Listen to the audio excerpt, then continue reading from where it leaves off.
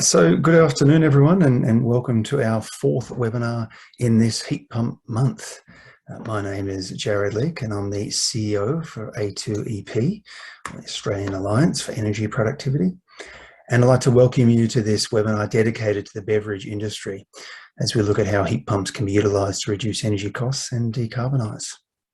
I'd like to start this webinar by acknowledging the traditional custodians of where I am living and broadcasting from in the northern suburbs of Sydney.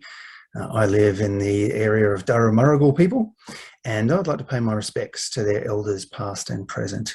Now, if you'd like to acknowledge the traditional custodians of the lands in which you reside, feel free to do so in the chat box. And for those of you new to A2EP, we're a non-for-profit organisation funded by members who share our mission to double Australia's energy productivity. In short, we help businesses pursue a cleaner, more successful future by producing more with less. We explore the world for best practice, we connect stakeholders and members, and we advocate for programs and policy to help increase energy productivity and jobs, all towards a zero emissions future. Today's webinar will be recorded, and we'll be distributing the recording and the slides sometime next week. We're hoping for a nice interactive session today, so please feel free to put your questions in the Q&A box, or if you feel like it, have start up a chat in the chat box as well. If we don't get to your questions straight after each speaker will be able to enter the answers into the Q&A or into the chat box anyway. So I'm sure we'll get to your questions. So again, yeah, let's make this interactive. Really keen for your questions. So joining us today, and a quick welcome before I actually introduce them formally, we're going to have Kris Langley from Flexigen taking us through tunnel pasteurizers and how to optimize them and integrate that with a heat pump. We have Andrew Weller from Glacium taking us through heat pump optimization with thermal batteries and advanced controls. We also have John Fettes, is the founder and principal from Regenerate Engineering, and joined by Michael Bellstead, going to take us through the project done at Three Ravens, the heat pump project there. Very unusual, very interesting project to maximise the amount of cooling that's available from a heat pump. We also have Jeff Smit, a director from DETA Consulting. He's going to take us through heat pumps and the integration in dairies, and it does appear that across the ditch in New Zealand, they're forging ahead very quickly with heat pumps, so it'll be great to have a good update of what's going on the ground over there. Okay, before I get into our speakers, I thought I'd just set the scene a little bit for you all. Heat pumps have been identified by the IEA, their recent roadmap that they issued in May this year, their net zero roadmap, were identified as one of the major technologies to contribute to decarbonisation and net zero by 2050. And you'll see on the graph there on the right in the orange, you'll see the expansion of heat pumps in industrial and for low temperature heating coming from 2020 up to 2050. By far the biggest expansion of any technology used for heating in that space, that's for sure. Within that area, food and especially beverage has a big demand of low temperature heating. In the food industry, it's usually a little bit higher temperature heating for frying and cooking, and drying, often in that 130 to 160 degree temperature demand space. But in the beverage industry, often a very large chunk of the heating demand is below 100 degrees. So that's why I say heat pumps are especially interesting for the beverage industry. In terms of what you're looking to replace here to move on to decarbonise your process, first point to make is about your boiler system, the existing boiler system that you likely have in place right now. Most people would say that their boilers are somewhere between 80 and 86% efficient, 80% if you don't have an economiser or so, and maybe up to 86% if you've got a very good economiser. However, it's often missing a major opportunity, and the studies that A2EP has undertaken over the years have found that the overall steam system often operates at an efficiency closer to 65% or even lower. When you start looking at losses from standby and cycling and leaks and poor insulation of the steam system, the overall efficiency is often found to be much, much lower than that individual boiler efficiency. So there I put to you opportunity number one when looking at heat pumps. Don't think of the boiler efficiency, think of your overall system, and therefore that gives you a big opportunity to improve the operation right there. So yeah, in terms of heat pumps, why look at these? They certainly have a very good option for decarbonisation, even if you're drawing from the main grid.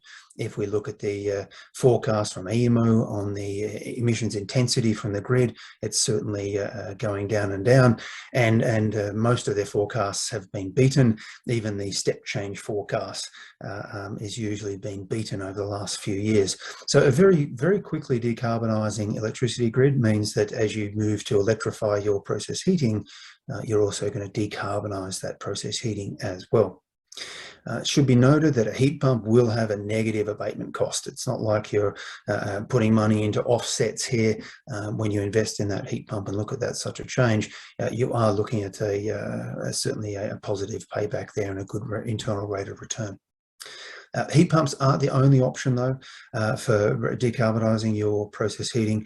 There's many other options, as we explored a few weeks ago when we did process heating alternatives webinar on the Thursday the 4th of November, when you can consider biogas, biomass, solar thermal, geothermal, hydrogen, and what have you, a lot of different alternatives. And if you want to explore those, you'll find that that webinar on our website. Have a look at those.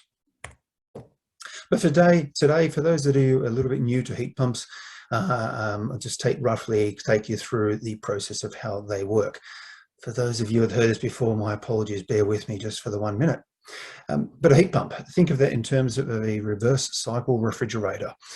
So you're taking the same process as your refrigeration, but yet you're optimizing it to produce heat rather than cold, or designing it to produce heat rather than cold. And so it's this standard cycle of compression and then creating heat, using that heat, and then expanding the liquid refrigerant, creating cold, and that then being transferred either to the air or to a waste heat source. And so the cycle goes round. Very much think of it in terms of the compression as like a bike pump, making the gas warm, and the expansion is like a aerosol. When that expands, it makes certainly get the evaporation, creating a lot of cold there. And you would no doubt, you'd normally expect very high efficiencies here. We're not breaking the laws of thermodynamics. It's more about efficiency of moving energy from one place to the other. And certainly within heat pumps, we see examples going up to 500, 600 or so % in terms of efficiency. So in terms of heat pumps, A2EP has done a lot of studies over the last couple of years, 20 feasibility studies looking across different renewable process heating options. Majority of those looked at heat pumps. We did 20 studies. The total project was about 1.8 million. We have a new report coming out on that one after we've included the last round of feasibility studies. And this graph to the right is the latest one from that. And this is what I'd like to draw to you, is the main finding that when we look over the data of all the different studies done for heat pumps over the last couple of years. And that's about the relationship between payback, or the financial returns from investing in a heat pump. The biggest driver being that operational capacity, operational usage. So how many hours is that heat pump going to be running per year? And have you really maximized that? And that really is a big function of using thermal batteries to minimize the overall size of the heat pump, and also make sure that it's operating, hopefully 24/7. So it is certainly not a like-for-like replacement when you're going for a steam system to a heat pump. In fact, we've seen that it's typically about 40%. So if you have a 1 megawatt steam boiler, you could expect to replace that heating load with approximately a 400 kilowatt heat pump. And of course, talking thermal output there, not electrical input there. So about that 40%, and we've seen that as low as around 30%. And it can be higher when it's just a pure burner, but think about 40% when you're replacing that heat pump. In terms of other crucial parts to getting the heat pump right, it's about integrating that with the best possible heat source. And that can be about integrating that with a refrigeration plant or utilising, very least utilising the cold that comes from the heat pump. And we'll talk more about that today. Finally, that ratio of electricity to gas price is also very important, but that's becoming less so important as the electricity prices start coming down and down. If you do go for a higher heat lift, so maybe you're targeting 90-degree hot water, only using ambient air as your heat source, or maybe 20 degrees, 25 from a refrigeration plant, then that COP starts becoming a little bit lower, and then that gas to electricity price ratio starts becoming more important again. But if you're looking for that 65, 75 degree hot water, certainly that ratio is not a big driver. The big driver is that capacity utilisation. I've taken this summary of costs here, and this was a report done in 2019 by ARENA, commissioned by ARENA and done by A2EP, looking at renewable options. And this is what they did for heat pumps. And if I add in a shaded area where most often for beverages, they'll be looking for probably around about a 50-degree temperature lift, you'll see that this is where it comes in. And if you say, well, I'm usually around that 10,000 gigajoules per year I'm using for heating, you look in that shaded area, and that would show you that you're going to have a levelized cost of heating somewhere around about $7 to $12 per gigajoule. If I just show you where that is, so somewhere in this region around here. This, if you're looking for the larger heat lifts, so this sort of magenta shaded area, that's for 80 degrees. And then for 130 degrees is that levelized cost of heating for a much higher heat lift.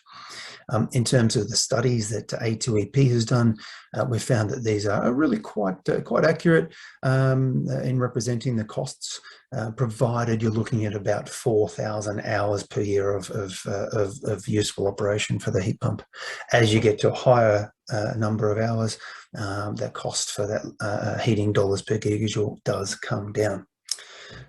Just final note is on this blue shaded area, we've looked at a cost of 6 cents per kilowatt hour. However, if we consider the latest forecasts from the federal government and others, that's looking to come down to maybe 1.5 cents or so per kilowatt hour, and that's only going to move the equation even more in favour of heat pumps going forward.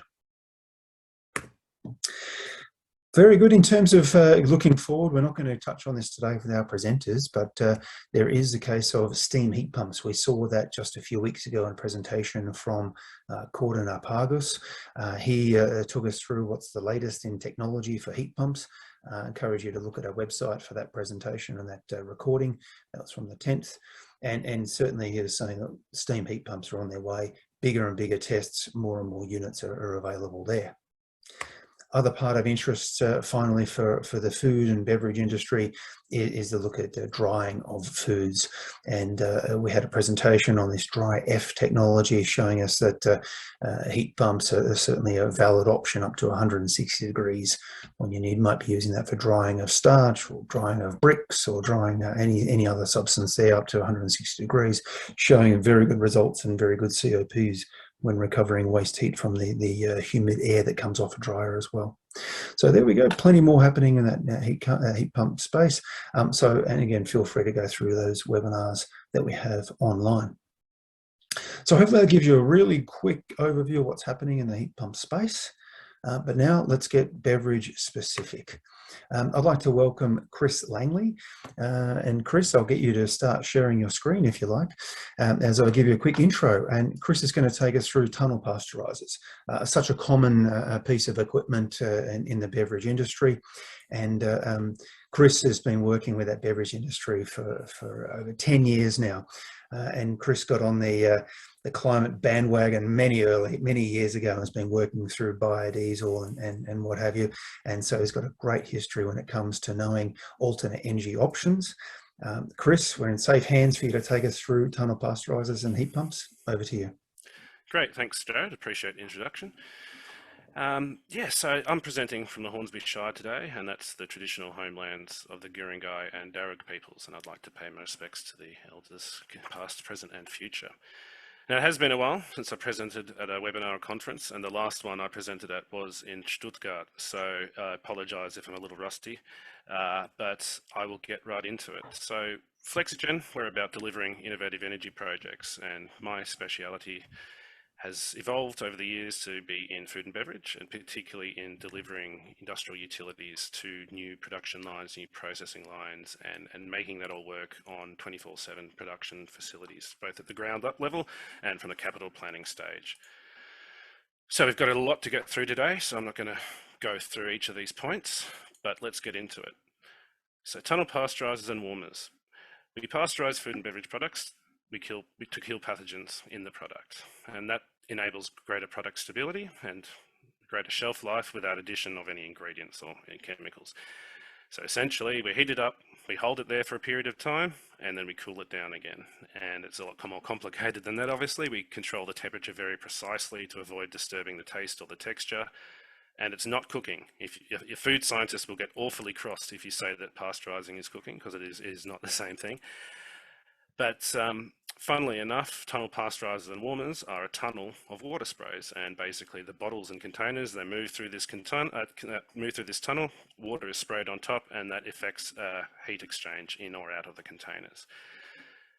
They're a common way of enabling the pasteurization without actually pasteurizing the product before it. You can actually enable pasteurizing in the final packaging, and other methods like flash pasteurization rely on sterile filling, and that's not necessarily always possible with certain products. Warmers, on the other hand, as the name implies, they just warm things. They just warm it enough to avoid condensation of cold, for example, filling a cold beverage into a container would create condensation. We need to avoid that to stop breakage of packaging materials down the final production line. Now, tunnel pasteurizers usually have multiple temperatures, so it's like multiple warmers joined together, if you will, and they usually run a lot hotter. And they do have a bit of a reputation as being consumers of energy and consumers of water in industry. So Jarrod gave us a great introduction as to why we should be using heat pumps and why we should be looking at this. And as he was saying, natural gas in of itself is unfortunately probably unpasteurized in the sense that it has a short shelf life. It's probably a little bit like that joke, but anyway. We have carbon neutral targets and viable alternatives that are available right now, and that's electrification, and that's what we're looking to today in the form of heat pumps. They're extremely efficient at the temperature ranges we're talking about, and I've got there some wildly varying coefficient of performances from 2.5 to 10 times, and that's obviously depends on the technology, the size, everything. But it's a very, very exciting possibility. Now, we've got a screenshot at the moment of a typical interface from a pasteurizer. Now, it's important to know that at the moment we're looking at a pasteurizer in perfect operating situation. It's perfectly balanced, there's no starts and stops, it's in a steady state operation. It gets a lot uglier than this in practice. But anyway, let's just take a look at this. So on the x-axis here, we have the position of the containers. They're traveling in this direction through the pasteurizer. And on the y direction, we have temperature. Now the different colored lines, the blue lines are the sprays that are dribbling onto the bottles. And the red line is the product temperature. Excuse me, I'm just having little issues there. Sorry. So as we can see, we have the high temperature in the middle. It brings it up to pasteurization, and then it cools it down again. What happens here is that we're actually moving water within the pasteurizer from this zone to that zone. So any heat that it takes out of the bottles is actually put in again at the front before the pasteurization section takes hold. So losses always occur though, and that's primarily in unbalanced operation where warm water is drained out in order to avoid over pasteurizing a product. We need to rapidly reduce temperature of zones. Water is dumped, and that's obviously a huge heat loss. Obviously, there's heat losses to the atmosphere between zones. So the moral of the story is while we do recover a lot of energy within the pasteurizer, they always require a net heat input. So let's look at a pasteurizer flow diagram. Yeah, that's not that simple. So I don't know about you, but I don't really want to fiddle about with something like that. So let's do this. That looks a lot nicer, a lot simpler. So we've reduced the pasteurizer to a black box with a few simple energy interfaces because Dribbling water on bottles is a lot more complicated when you're trying to optimize everything. So let's put that as a black box. And we have the existing heating input, and that provides, that gets heated from your existing steam or hot water. And that recycles water back through the pasteurizer. And on occasion, when you have an unbalanced load situation or a start or a stoppage, the pasteurizer dumps water into a drain holding tank. A lot of pasteurizers actually go straight to the drain in some cases. This is not always fitted. And then that water can be then cooled by a cooling tower and re-injected in lieu of town's water when it fills up again. So that's essentially what a tunnel pasteurizer looks like on a simple level. And when we're talking about integration, as I was talking about before, we really don't want to overcomplicate this, because pasteurization processes are a critical control point for manufacturing. We can't compromise on it. And we just saw the complexity of what is actually in that pasteurizer. So let's look at it as a black box. So we're only externally modifying heating and cooling sources. And just on a note here, I'm only talking about central heat exchanger supply systems. So that would only have a single heat exchanger. Some old school pasteurizers have a steam coil in every single zone, and we're not talking about that today because that's a bit out of the scope. Warmers are a bit less critical. They only have one temperature zone, so in a way, it's the same as abstracting your pasteurizer. It looks like a warmer, so they're less critical. You're not pasteurizing things, but at the same time, you don't want to have them unnecessarily hot because you waste unnecessary energy. Now, as I was talking about before, remember that we do have a net requirement for heat input. Even though we can recover some energy, we always need some heat. And the additional difficulty with pasteurizers is that there is a time delay from when that heat is required to when the recovered heat is available. And what does that mean? We have to store large volumes of water or large volumes of energy in order to actually make use of that recovered heat. Now, I don't have a lot of time today to explore this last point, other than to say that heat pumps can be large and centralized and make use of heat recovery of different processes throughout your factory, or they can be smaller and distributed and just power this particular pasteurizer. But which is better really depends on the particulars of site. Okay, so here we have our example pasteurizer, and we've put a heat pump on it. We've connected our heat pump to it via two water circuits. We have our cold side and we have our hot side. Now the cold side sources heat from, say, a heat recovery off in process loads. It could be air compressors, it could be water-cooled condensers on a refrigeration plant. And we can also recover the heat from the cooling of the pasteurizer. Now that takes that heat, it brings it to the heat pump cools it again, and back it goes. On the hot side, we simply deliver hot water into the pasteurizer and into our centralized system. So you'll notice that each of these circuits have thermal storage, and each of these thermal storage again has a sort of a primary and a secondary loop. And what this enables is we can have both hydraulic buffer as well as thermal buffer. And obviously you can achieve, it doesn't have to be these two tanks like this. It can be achieved with stratified pressurized tanks that are tall and skinny. You only need one tank, or it could be phase change materials. This is just an example of the classic textbook example, if you will. So what happens here? So let's start on our warm side. So we've recovered heat off an air compressor. It's come back into our warm tank. Our primary pump takes that through our heat pump. The heat pump takes the heat out, cools the water. It goes back into our cool tank. And then it's there ready for when we have a high process load. And that way this buffers that. Similarly on the hot side, we have warm water. It gets heated, put into the hot tank, and then from the hot tank, it's reticulated either to our central hot water network, which may be pre-existing. And this is where we need to talk a little bit about how we integrate this hot side here. Obviously, if you are powering your pasteurizer with steam, we can't reuse an existing steam heat exchanger, so we have to put generally it's best to allow for a second heat exchanger in series. And this enables you to either fully or partially offset the demand of steam or hot water. But by integrating it into your existing hot water loops, and similarly by getting heat recovery of other process loads, you can increase that capacity factor that Jarrod was talking about. And that means that you could potentially get a smaller heat pump that's in use more times of the year. So we're talking a lot about requirement for a net heat input here. So if you can't recover enough heat from your factory or indeed of anything else, there's opportunity to install an air coil to capture heat from the atmosphere, but I'll explain in a minute why you need to be quite careful here, because there are quite a lot of potential pitfalls for design and how that impacts capital cost estimation. Now, I know I'm racing through this, but please feel free to ask me any questions about this. So heat pump sizing. How long is a piece of string?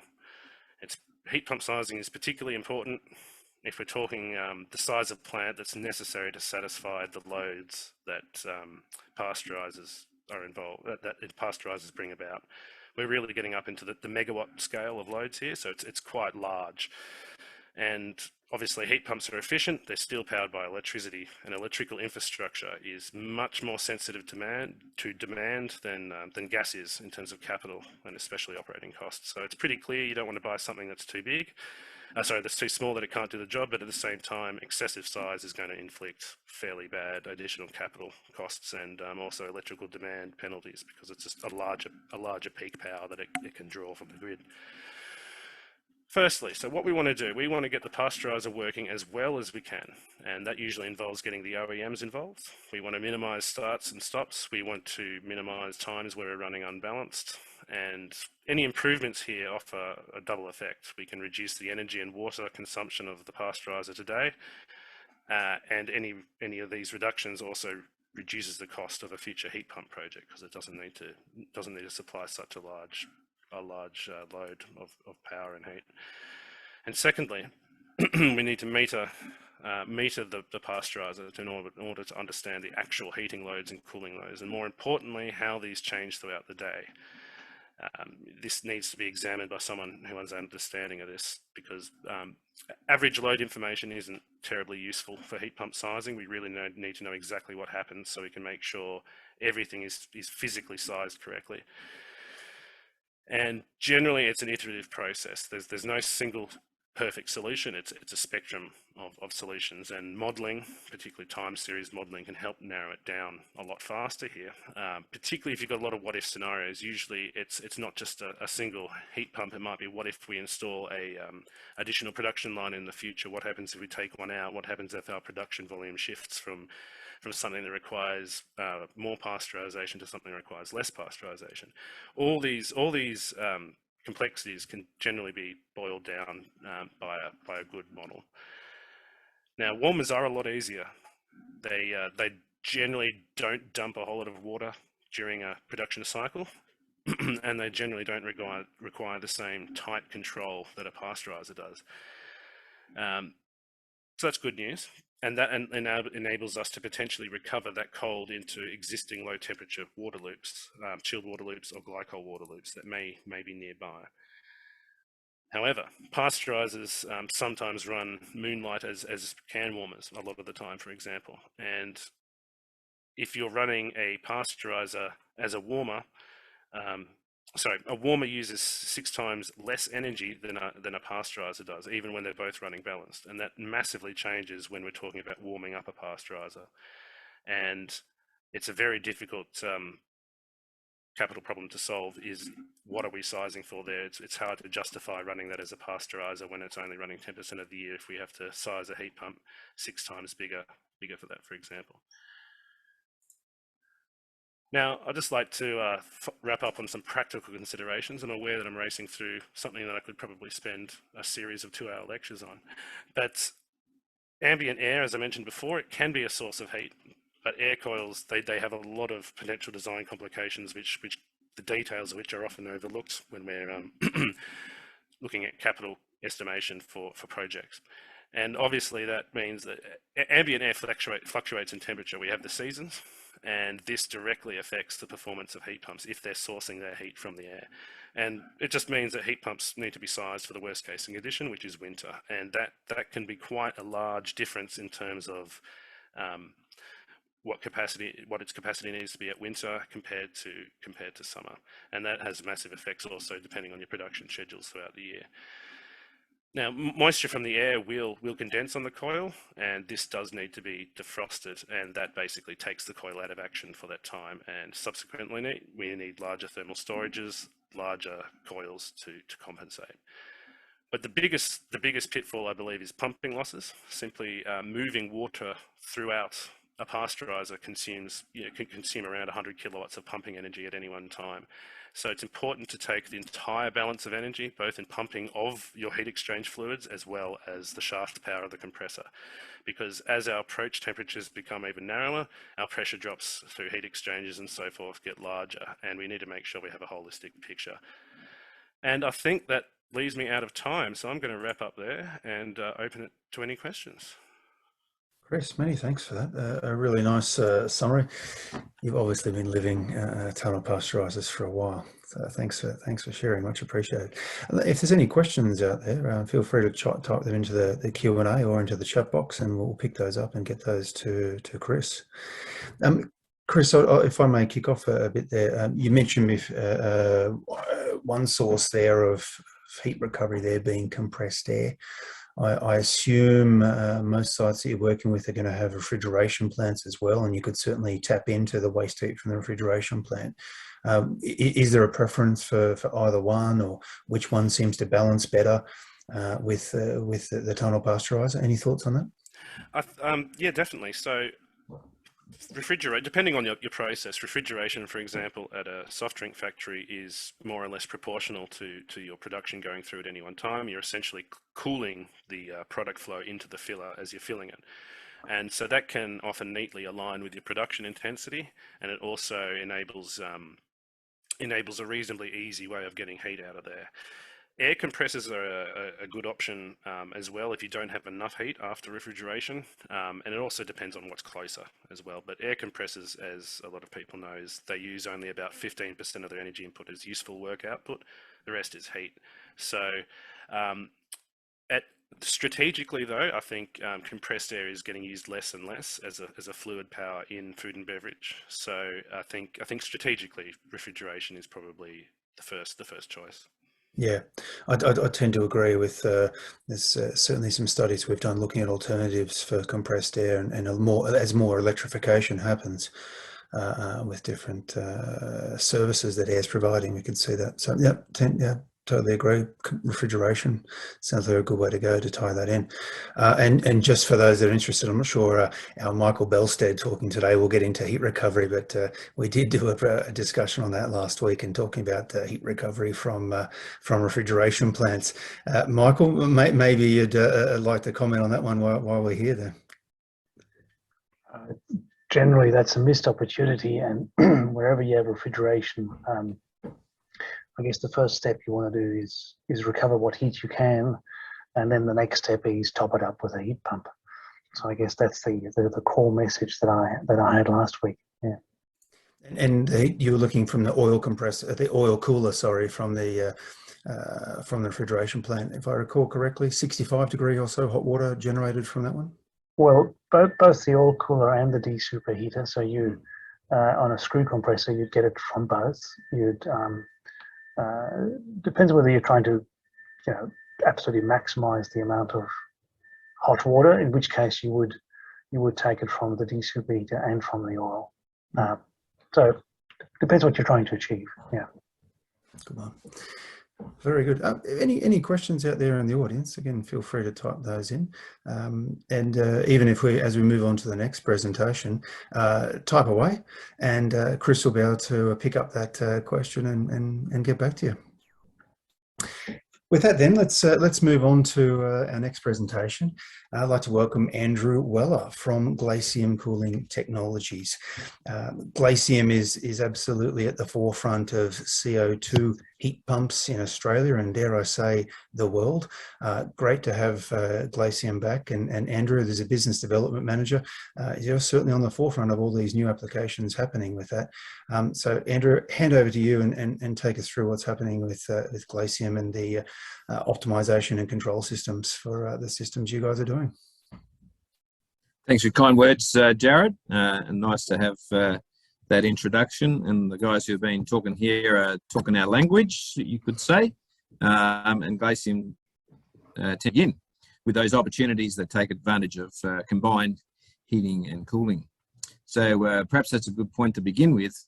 In the past, people have been using fossil fuels, and perhaps increasingly when people are trying to electrify, they may be using resistance heating to create hot water, and then they'll have a separate refrigeration system which will be providing a cooling load and sometimes just the heat required to balance that refrigeration system is just going off to the atmosphere. And while you're doing that, you're spending your money on energy on both of them. Glacium heat pumps are about being able to take heat out of one process and put heat into another process. So you might have heat out of your cooling requirements for product or for airspace and be putting that heat back into another requirement. So if your hot water up to say 90 or 95 degrees, or for your airspace, efficient heating of your airspace. And if you're in the milk sector, for instance, you could be taking milk, you could be taking the heat out of the finished product and improving the quality of that heat and using a 70-degree hot water as your means of pasteurizing your milk, for instance. So that's just a bit of an example, but you know, regardless of the types of beverages you're using, you're going to have some heating. It might be cleaning in place, it might be sanitation, might be wash downs, all sorts of things that you have going on, and that's where a heat pump can fit in. So you might sort of say, well, what does that look like? Well, this is the build of a Glacium heat pump in our facility at Mawson Lakes in South Australia. This one wasn't actually for the beverage industry, but it's basically the same similar application. Hot water in this case. This build was for the fresh food sector, a fruit application where Montague's apples actually were using the hot water for the cleaning process and using the chilling to cool their apples later. So what you can see there is a system with large heat exchangers. They're going to be creating the really high temperature, 90-degree, depends on who you talk to whether that's high, so 90-degree, 95-degree hot water, and then using the compressors to improve the value of the heat that we're sourcing from something else. In this case, we might be using the heat that's sourced from a glycol loop, or the heat that's sourced from a phase change material in a thermal energy storage system. So that's what I'm going to show you in a minute. So these Glacium heat pumps, the largest installed in the Southern Hemisphere and some of the largest in the world, and now being deployed into various applications in Australia and now exporting. So we've had our first containers depart from our factory in the last 4 weeks, and containing, you know, similar sorts of heat pumps to these ones, and we've got more being built right as we speak. So that gives you a bit of an idea about what a large industrial scale 1 megawatt or higher Glacium heat pump looks like. I mentioned thermal energy storage. So sometimes we'll be taking the heat out of a phase change material and we'll be essentially creating a large block of ice. Well, what's that about? So that's about some smart software that determines the lowest cost or lowest carbon intensity power that is available to you at any one particular time, and using that power to power a mechanical device, a compressor, which is essentially a refrigeration system, and that can be used to change the phase. So to take a liquid and convert it to a solid to store the thermal energy in a phase change materials tank that can be then discharged like a battery that you've essentially charged. You can discharge it for your process cooling, for your space cooling, or for your commercial office heating and cooling applications as well. So you might wonder what that looks like. So this is the build of a large thermal energy storage solution. This is a 4 megawatt hour build with 2 large tanks. Each of them weigh about 43 tons. So when they're fully loaded. So you can see that they need a large stainless steel structure.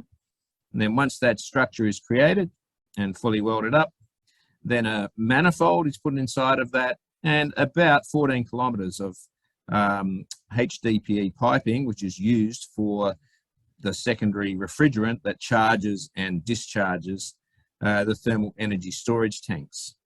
So once those tanks are then completed in terms of assembly, they're skinned with an insulative skin, and finally plumbed up, ready for connection to your refrigeration applications, and ready for deployment anywhere in the world. So the last part, which is what I'm really here to talk about, but needed to sort of set the scene, is about new smart software to optimize the energy flows that go toward using heat pumps and toward using thermal energy storage systems. And Glacium has software that is cloud infrastructure and uses an Internet of Things to sort of monitor everything that you've got going on in your world. So that's the energy market, that's the weather forecast, that's your demand forecast and what's happening within your site.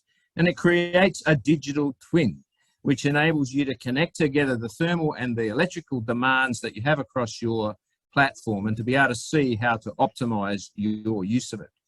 And taking that information, the system is constantly forecasting. Every half hour, it is creating a new forecast of the available renewables. You might have behind the meter solar.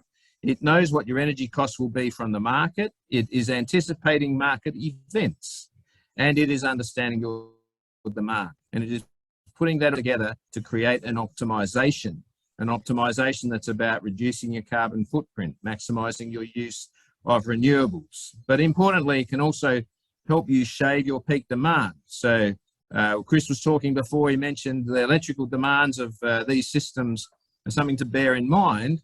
When you can shave your peak, you can often reduce the cost of infrastructure required to connect to the grid and the cost of the grid connection itself for your demand charges. It opens up opportunities for demand management so that you may be able to monetize times when you could discharge a thermal store and be ready to do that and ready to take that money from your retailer. It understands your efficiencies, how to do it efficiently, and the efficiency of each individual part of the plant that you have. And it understands your long-term costs. So electrical batteries, for instance, every time you discharge them, you're reducing their life. So it understands all those sorts of costs and incorporates them into the model. And then finally, it does the control for you. So it does all the shifting around of the electrical energy, whether it's taking a draw from the grid, whether it's exporting to the grid, whether it's utilizing your own solar PV, whether you're charging and discharging electrical batteries, charging and discharging thermal energy storage, and utilizing your refrigeration and heating equipment to do those thermal energy tasks. So here's an example. This is from a beverage. This is from a beverage application. It is a winery. It's not exactly the same as every beverage application. There's a wide range of possibilities here, but in a winery, they have a large renewable, behind the meter, large renewable energy facility of their own. And that is providing, you can see there, 173 kilowatts at this particular time. And they're also taking energy from the grid, and you can see how much they're paying for that. So the system is constantly aware of this information.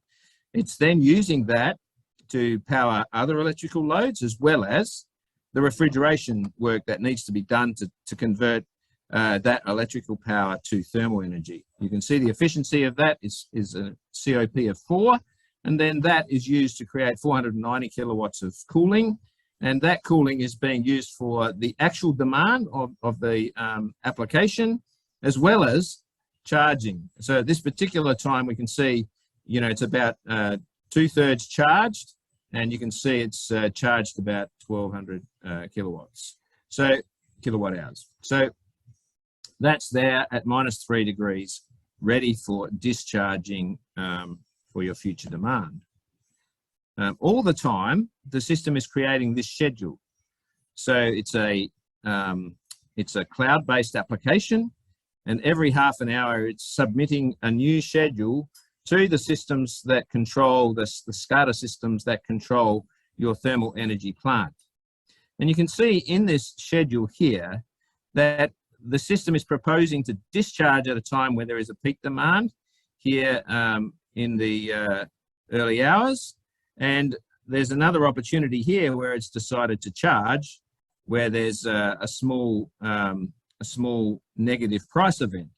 So when there's a negative price event, it's able to take advantage of that. And so this schedule turns into the actual history, and you can see in this process, it's rolled out that exact same schedule, and the results are there to be seen in terms of the money spent on the energy and the energy flows that have gone into that. So this is on the Pernod Ricard winemaker's site, and I'll just give you a bit of a look at what that looks like. This is a view into their existing plant room. You can see it's connected to their existing ammonia system, and the Glacium system is being charged and discharged from their ammonia system. And then that system is connected to the thermal energy storage you briefly saw sitting outside there, and that's used for cooling the wine that's in store. So I just saw a question that had come up there, but I'll just keep at it. So, what does that mean? Well, you know, every site's going to be different in terms of its actual energy use. But I thought this, from a report that was done for the Pernod Ricard winemaker's site just over a 3-month period, was something of interest. What it showed was that the savings, which were estimated to be about $67,000 a year for a system that might have cost them perhaps, I'm not exactly sure, maybe 150 or 200,000. So a $67,000 a year saving, and you see that spread across a range of things. Peak events, so this is when the price was more than 50 cents a kilowatt hour. Pernod Ricard is exposed to the wholesale price of electricity in South Australia. The savings from arbitrage, that's essentially load shifting from a time when you otherwise would have paid more for the power you were using, but you're able to move it by charging and discharging your thermal energy storage tank to be able to shift the time when you're using the electricity. And the last point, now you might say, oh, negative import price is 0.4%. Well, that was when there was a small number of negative import events, but now we're seeing many, many negative import events in South Australia. So I expect that the yellow slice will become something more attractive, and so that piece of the cheesecake is going to be much more interesting, and the overall savings should increase as well. So this perhaps just gives you a quick overview. We provide a user interface that looks like the real world. You can see this is sort of the outside of their plant room, sort of here, and it shows that the ACFA system is currently in charge mode. It shows the status of the MICOM condenser, what pressure it's operating in, how much fan power is being used, and what the current SST is to charge the thermal storage. And you can see the thermal storage inlet and outlet temperatures here on the system outside of that. You can see it's 80% charged, and it currently has 1.757 kilowatt hours of charge in it. So that's the sort of Internet of Things and the view of the world that looks like the real world. So you might say, well, how can we use that? Well, we are working with quite a number of beverage companies trying to address this. So what sort of things are they doing? Either Glacium or one of our partners, or perhaps an energy consultant who's already working with you, will be looking to help you with a decarbonisation roadmap. How can you evaluate your energy use, create the hierarchy of renewable energy that applies in your circumstance, look at the energy costs and equipment life cycles, look at the new developments and things you'll be undertaking, expansions, greenfield sites, those sorts of things, look at your heating and cooling loads to see where they happen in conjunction with each other. And then from that to do the techno-economic modelling. So to do the actual demand profile. It's not very easy to do in conventional ways. In the past, we might have just done a bucket analysis. Look at the number of half-hour intervals when the temperature is like this. What's the efficiency of the refrigeration system going to be, or the heating system, or whatever it is? When you're talking about load shifting, you actually have to model the real world. You have to look at quite a range of factors. And so Glacium can help you with that. And we can help you with the whole of life costing. So you can actually look at the whole cost of operating and maintaining the solution as a whole. And all those things that Kris talked about, the parasitic loads of running fans, of running pumps, we can help you incorporate them into your model and actually understand the economic analysis of the sort of real world situation you're living in. We can help you model the load shifting and demand management sort of opportunities you might have, and help you engage with retailers as to how you might change the structure of your energy pricing, and indeed even help you with the decisions around what renewables might be interesting and relevant to you.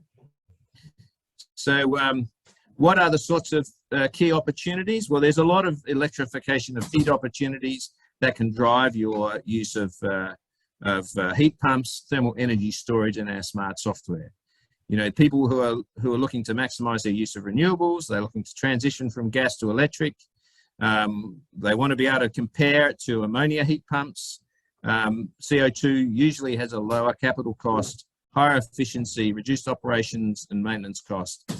And of course, you're not dealing with the toxicity of ammonia. There will be a place, perhaps, if you've got a steam requirement for steam heat pumps or MVR systems to look after your steam, and the CO2 systems can potentially work alongside of that. And then we look at your cooling demand. How can you offset your cooling demand by integrating perhaps with your existing glycol loops, the pumped ammonia that you may have depending on your sort of site, perhaps not so common in many beverage situations, but certainly common in wineries. And you may have frozen products or the like that that is part of your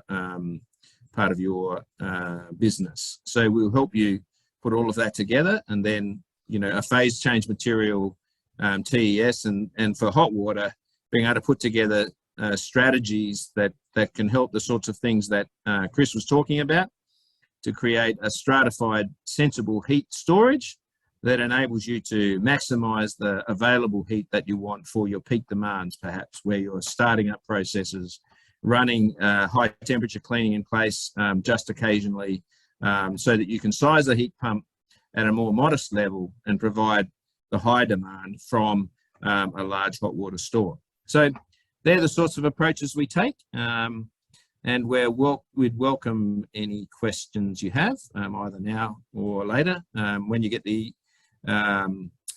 this PowerPoint distributed to you a bit later, you'll see our email contacts on the front. Andrew, many thanks. I had said earlier that it is not a like-for-like replacement. I think you explained that really well and showed that, demonstrated that really well. Clearly, there's quite a few more steps you have to do. This is not just natural gas just about as much as you need. This is not just a steam boiler system, ramp it up, ramp it down, don't worry about it, you know, oversize it. That there is a bit involved to make sure you get the most out of it. But also then, I guess we're talking opportunity as well, aren't we? I mean, this is giving you a chance to really minimise that cost of energy there. Andrew, I think you're in the right place to be testing these new ones. With South Australia on the forefront with renewables and what have you. And I guess we're looking at that happening in other states as renewable energy zones come online as well. So yes, certainly other states and New Zealand. It is the issue you're talking about, but fundamentally, this is still about the same engineering we've always been doing. We don't have to think in the same paradigm we've always thought about. We can apply the same engineering. The fundamental technologies are the same. Refrigeration, you know, heat exchangers.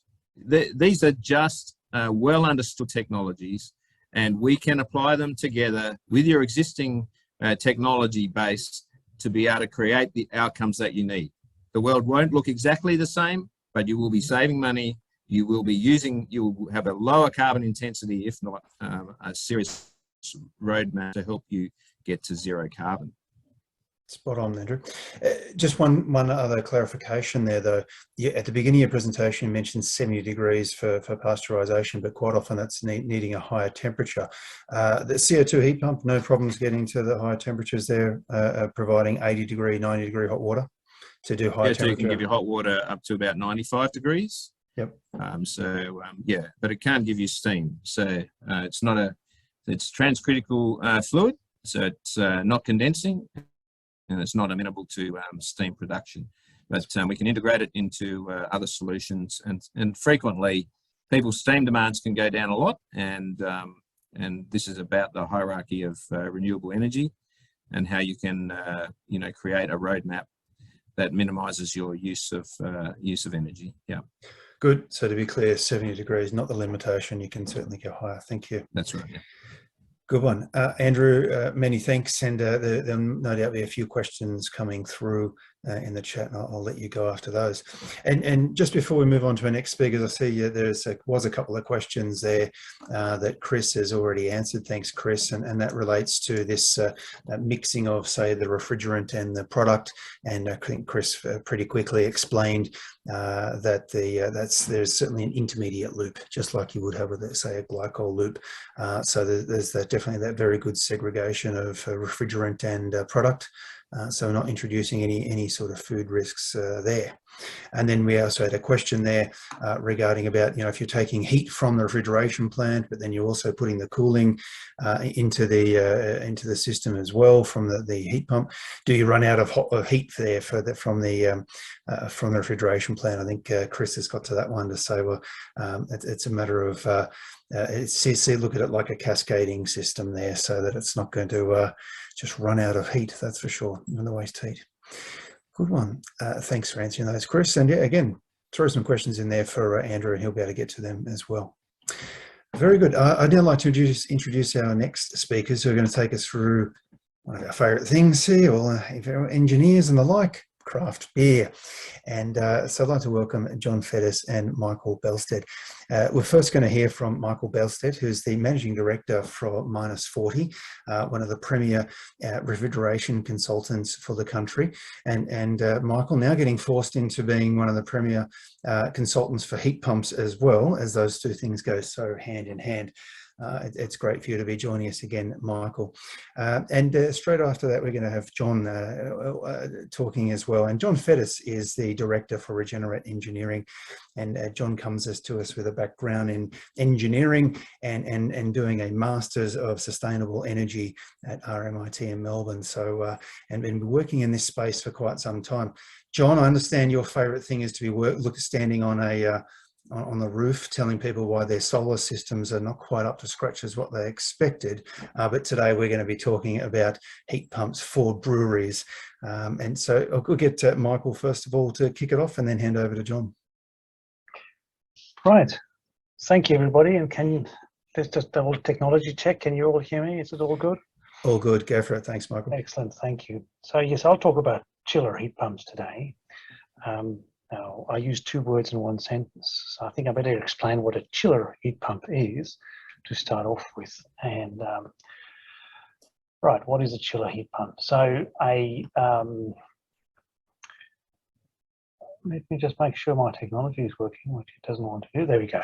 So I'll take the same little diagram that you had earlier, Jarrod, which shows a heat pump, which has a evaporator on one side and a condenser on the other and a compressor in the middle, and that's your basic refrigeration cycle. So with the heat pump, we use heat from a waste source and we push it out, make something useful with it.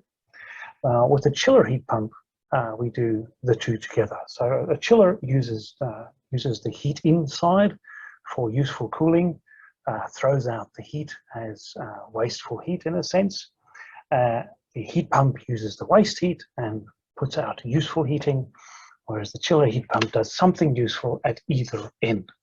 And I guess that is that's the the holy grail in a sense, where you're not using anything wet, you're using all the cooling and all the heating, and it confuses the hell out of people who are to try and calculate a COP for that, because what the hell do you do? Because you're actually doing both on both sides. So why is this relevant to a brewery? A brewery needs several things. A brewery needs chilled glycol to cool various processes, which John will talk us through, so I won't steal his thunder about that. We're also trying to achieve 90 degrees water to heat up the mash as an early step in the brewing process. Ideally, well, we're aiming for 95, and we'll see what we'll get. But at the same time, this being a brewery in Melbourne, it would be very nice to have some space heating as well. So we're actually going to try and achieve two things with this heat pump. So it will also do 40 to 50 degree water for space heating. So why haven't we been talking about chiller heat pumps up to now? You know, why haven't we talked about heat pumps up to? Heat pumps are more widely known, but not chiller heat pumps. Now, generally, one of the hurdles there is the low cycle efficiencies with traditional refrigerants, 134A, 22. Many of the refrigerants, you just push them out of their bounds of operation by trying to do something useful on both ends. Ammonia is unfortunately one of those where you struggle to do something useful at a low temperature and useful at a high temperature. Many of the gases, like 410A, just too high compressors, too high pressures, and up to now we just haven't had the compressors for that. And this all, we didn't have this componentry because there just wasn't a market. So what changed? And this applies to the earlier speaker as well. What changed? Well, transcritical CO2 became popular. It was largely driven by the supermarket industry, where CO2 is now definitely part of the international solution, and most supermarkets are going to CO2 than any other refrigerant. And to have a simple solution, just a single refrigerant solution, transcritical CO2 was necessary. So there's a massive worldwide market, and all the major suppliers, Bitzer, Doran, Frasgold, they all went on board. And the Glacium slides we saw earlier had the green compressors in there, the Bitzers, and the slide I've got up here provocatively has the Frasgold compressors on there. So there's a choice. So that means competitive, that means good pricing. So we are now able to get these compressors, which were not originally designed for heat pumps, but are now very, very useful for exactly that purpose. Now, quickly to compare some refrigerants, what is the issue here? R134A is, if you compare that at -10, 25 condensing, very benign conditions in winter, discharge at 40 degrees, that has a COP of 3.8, which means you get 3.8 kilowatts of cooling for 1 kilowatt of power. That's fine. That is a reasonably efficient chiller. 40 degrees discharge means you don't get much heat recovery off it. Your 40 degrees is not of great value. Now, if you crank that up to a temperature where you'll condense it at 90 degrees, which you would do in a condenser, we would do in a heat pump, look at what happens to your COP. It goes down to something like 0.75, which means that for 1 kilowatt of power input, you get 0.75 kilowatts of cooling. Not very good, but otherwise it's manageable. Your discharge temperature is 100 degrees, but that's entirely okay. Discharge pressure now is 30 bar, and we just don't have 134A compressors. Or we do, but not in the semi-hermetic space that would comfortably do that. 410A is a better refrigerant for a normal chilling duty at -10. It's more suited to glycol capacities. So if you did that running at -10, 25, you'd get a COP of 5.1, much better. Discharge of 50, still can't use it for heating. Now, if you try to crank that up to 90 degrees, it wouldn't work because 410A is a very high pressure refrigerant, and it goes into the transcritical area, and we don't have compressors to run 410A transcritical. So that falls by the wayside. If we try to do that with ammonia, if we do ammonia with -10, 25, now it's talking. Now we've got a nice COP, we have 95 degree discharge, and Jarrod, this is where the bit comes in about heat recovery. So now you can recover that heat as well, even if you're just running chiller duty. If you crank this one up to 90 degrees to run it as a chiller heat pump, you get 250 degrees discharge, and that doesn't work. So you can see those were the reasons why we didn't have this before. Now what happens with CO2? If we run CO2 at negative 1025 subcritical, it's got a reasonable COP, very much like R134A, got a reasonable discharge, so we can actually recover some heat off it. But if we make that run at 100 degrees discharge, which makes it run transcritical, we have a COP of 2.6, which is now quite interesting. And we have plenty of heat that we can recover. So all of a sudden, we have a tool which actually works really well for heat recovery, and that's what Glacium knows. The transcritical and subcritical cycles, I won't explain them too widely. I just used the CoolPack tool to show that. The R134A cycle on the left, where I've developed them so that they both have a roughly 100 degrees on the discharge, which is where you'd want to take heat. But now, see on the 134A cycle, you can see on the left, it actually condenses at 88. So the whole process happens at a very high temperature. Whereas the transcritical CO2 on the right, it's got 100 degrees discharge when it comes out of the compressor. And that whole gas process cooled all the way down nicely to 25 degrees. Now, why is this so handy? This is all about pinch analysis and that sort of thing. So here I've got two very simple graphs. On the left, I'm showing what happens to hot water when it goes through if I had a R134A heat pump, you cool the water from a low temperature to a high temperature. The refrigerant loses a bit of heat after it desuperheats. And there's this pinch point. There's this one point in the temperature profile where it's very close to the water temperature, and the other one is very far. So this doesn't sit nicely with the heat exchanger. You've got the water coming in at 10 degrees, and it's facing 80 degrees condensation, and doesn't work well. But look what happens on the CO2 side. So you've got a gas which is steadily cooling, and a water which is steadily heating, and that gives you the ideal. From a heat exchanger selection, it really works nicely. So all of these things are conspired into giving us a nice solution. So what are we doing in the brewery? In the brewery, we're trying to complicate the thing, of course. So what we are going to do here is design the system so it recovers both 90 and 45 degrees. We're doing that with two separate heat exchangers. So on the right-hand side is a simple depiction of the transcritical system. Here is the evaporator, which generates our glycol. This is the receiver, which you have to have on a transcritical system.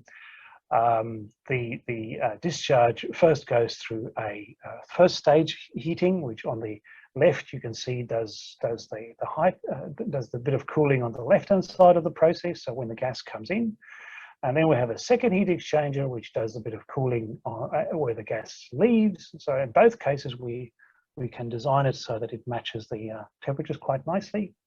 And then we still have a gas cooler, which we can use if we have to get rid of the heat, if we're not using the heat for any reason and we still want to run the system as a chiller, we can just dispose of the heat through the gas cooler. So we have the option, depending on how we control this, to do hot water at 2 temperature levels and then still get rid of any surplus heat, which we expect to have in this case via the gas cooler. So this gives us various modes of operation. Now this is quite handy. So when we can run the system subcritical during cool weather and run it as a chiller only. We can also run it as a chiller only in hot weather, in which case we have to run it transcritical. We can run chiller and mash heating. Now that is not possible subcritical. We have to make it run transcritical even in winter. But we can then run any surplus heat that we don't need to run that through the gas cooler. So we can actually boost the efficiency of the gas cooler, of the heat pump, by using the gas cooler in conjunction with the mash heating. Then we can run it as a chiller with space heating. We can do that in subcritical mode, where we use a desuperheater. That's why I showed you that there was a bit of superheat to be had on a subcritical operation. That doesn't give us a lot of heat, but it gives us some heat. But if it's cool weather and we need a lot of heat, then we make it run transcritical, and it will get plenty of heat for space heating as well. And then we can run both. We can run it as a chiller and a mash heater and a sensible heater, a space heater. Not possible in subcritical mode, so we have to make the system run transcritical. And then we can draw two streams of hot water off the system and still have the ability to dispose of surplus heat. So we don't have to use all the heat the chiller generates. We can always have the choice to dump the heat. So those are the different modes of operation. And okay, what do we need? The other point I want to make before I kind of hand this over to John is we need a stratified hot water tank in this. So I've shown another snippet of the schematic there, where there's the hot tank that John will explain in greater detail. What you really want ideally on every heat pump is to have as cold as possible water inlet and as hot as possible coming out. Of course, that you control. And then you do that with a stratified tank. So you have the inlet water at the bottom, you take the cold water out of the bottom, put that onto the heat exchanger, and then put the hot water into the top from where you take it when you use it. So you can charge up your tank in a sense. It can be full of cold in the beginning, and then you run it, and if you're not using the hot water, you're slowly filling the tank from the top down. And that gives you the best performance out of your heat pump at any time. There's the least amount of heat that you need to dump in the gas cooler. So that's that little bit, and then this all gets integrated into the entire system, which I won't talk too much about because this is John's field. But on the right we have the Glacial system, which does a lot of things, and on the left there's a hot water system. Above it you see the heating circuit, which goes off to the offices. And then below that we have the hot water from the 80-90 degree tank, which can either use for pre-hot water, or it can actually heat the mash on the way to the kettle. So yeah, that's the idea. It works very nicely for a small application as well. That's where CO2 again is ideal. We can build CO2 heat pumps down to a fraction of a kilowatt if we had to. In this case, we're talking about something in the order of 45 kilowatts of heating. And for a microbrewery, that's about just the right number. So I'll leave it at that and hand the ball over to John.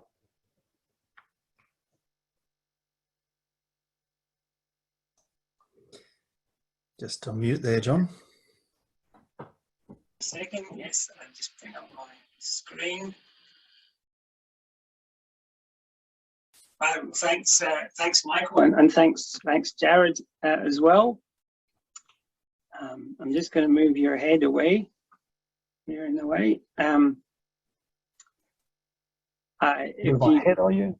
If you want to look at that's all right. I put an acknowledgement of country in the chat box, and I've known when I'd known Michael fairly briefly. It was his voice that I heard when I first walked into Three Ravens Brewery, and I saw what was going on thermally. I don't want any misunderstandings of them thinking I'm bad-mouthing their brewing practices, but it was a very standard small brewery. As luck would have it, Michael was due to present in Melbourne in a few days' time. So I invited Three Ravens guys, Brendan and Nathan, and just like today's session, he said lots of great stuff about how it all works in theory, and I had to try and explain how that would work in practice. Again, if it wasn't for Michael, I wouldn't be here today talking to you. So breweries, by and large, are very similar in their energy processes, and they're well balanced and repeatable. The chillers, like all chillers, produce more heat than cold, and are very rarely then any of that heat is utilized.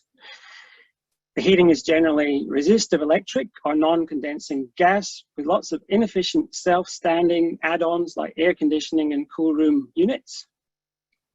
Personally, I've always loved craft beer, but was saddened to realize that in energy terms, small breweries do it tough, and they find themselves saddled with inefficient processes and resultant high costs.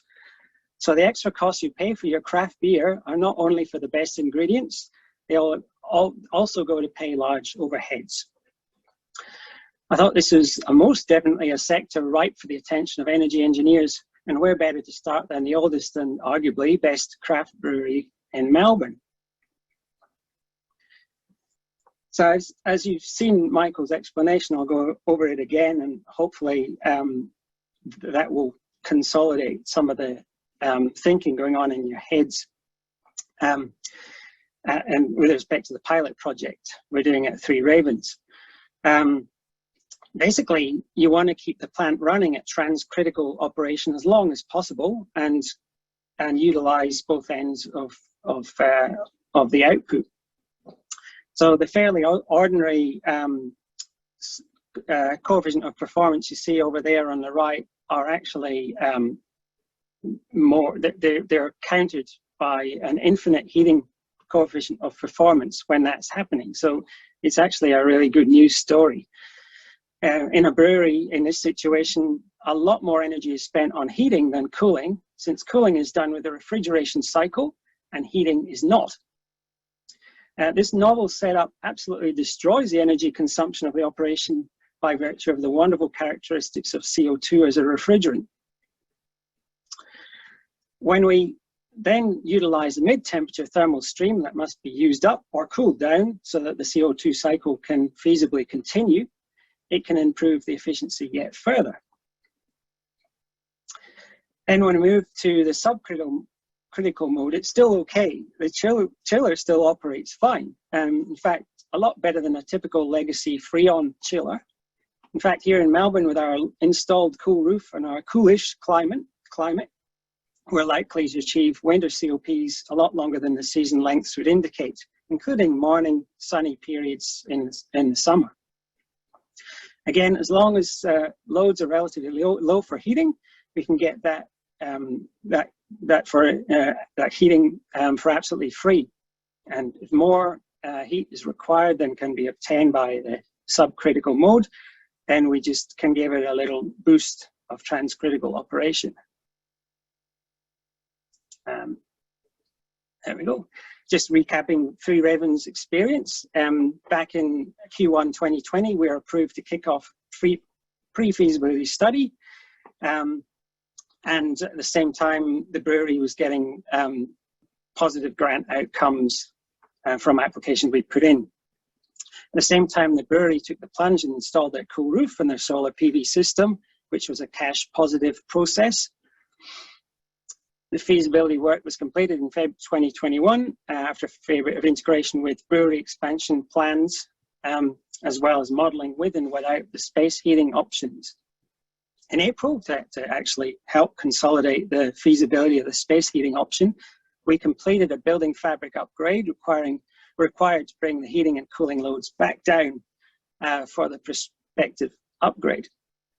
Now, in line with the brewery's timing plan for expansion, the upgrade is scheduled for Q2 2022.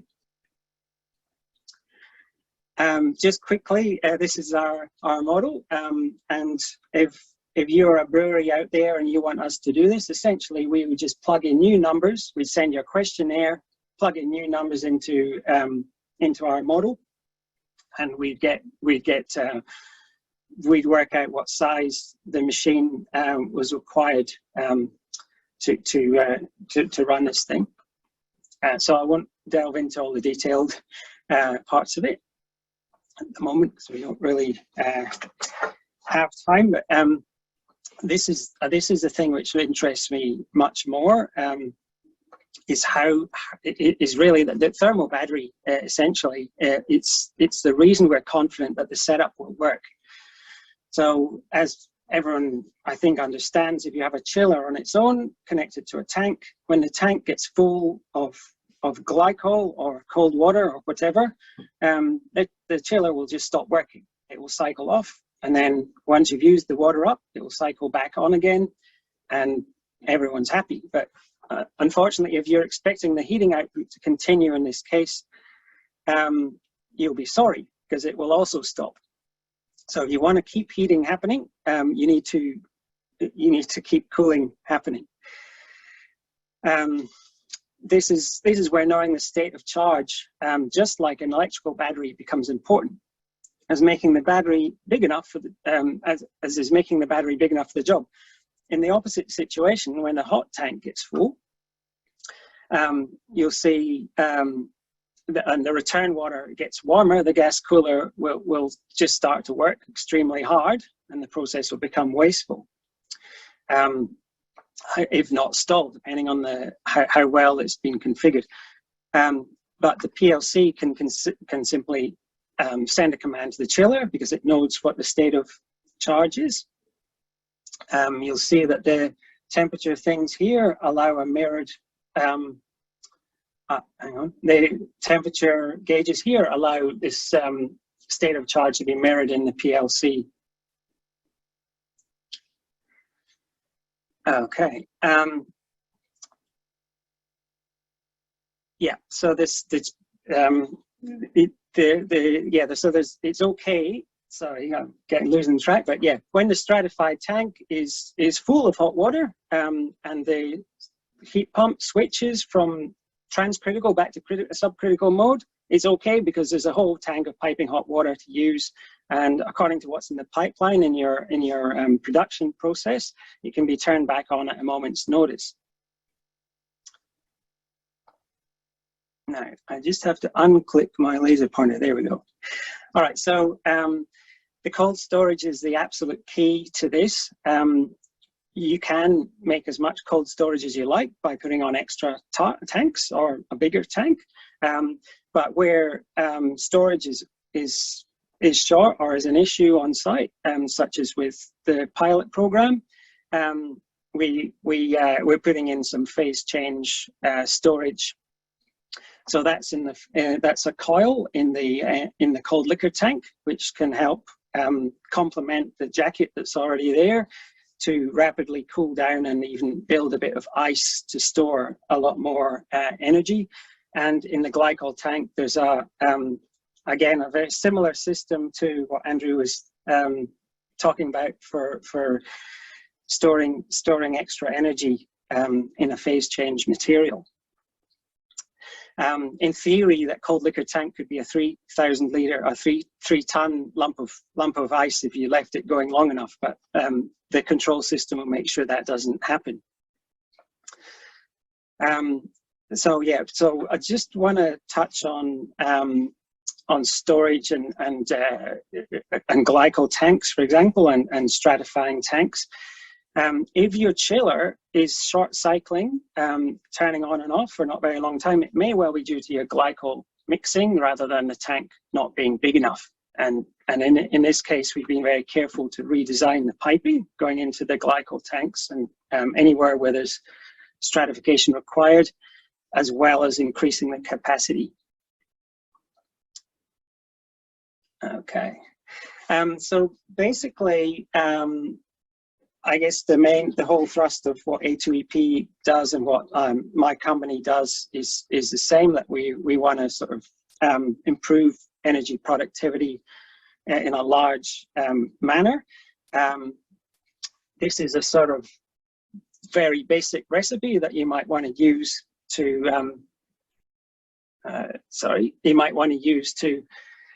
make your zero emission craft beer plant, or make your plant zero emission.